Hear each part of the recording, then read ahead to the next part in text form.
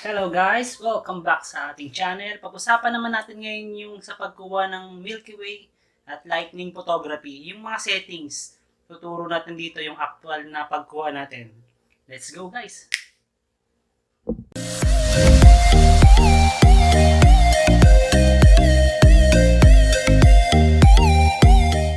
Long exposure.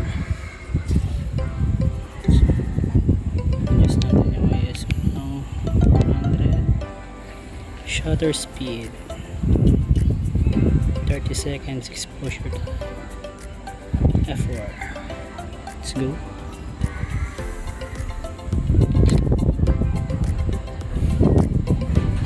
Exposure muna tayo yung lightning photography.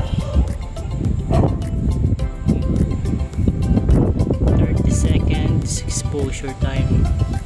Perfect case to ngayon yung spot na to.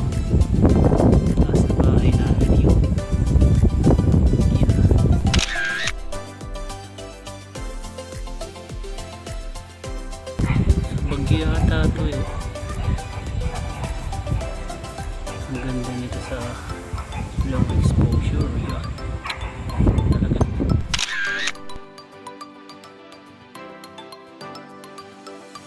Guys, magkaiba to. Tingnan nyo tong 30 na to.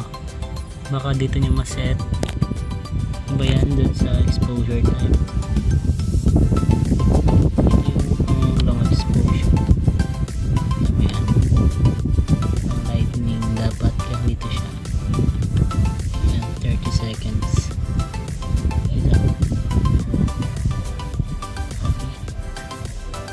Roger.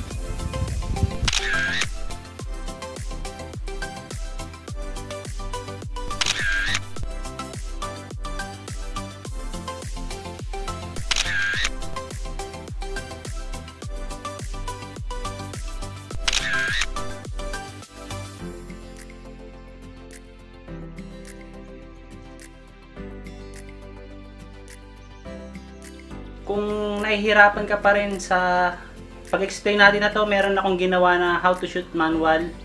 Ililink ko na lang dito sa video. At kung nagustuhan mo tong video natin, don't forget to click the like button and subscribe para updated ka pa sa mga i-upload nating video. See you soon!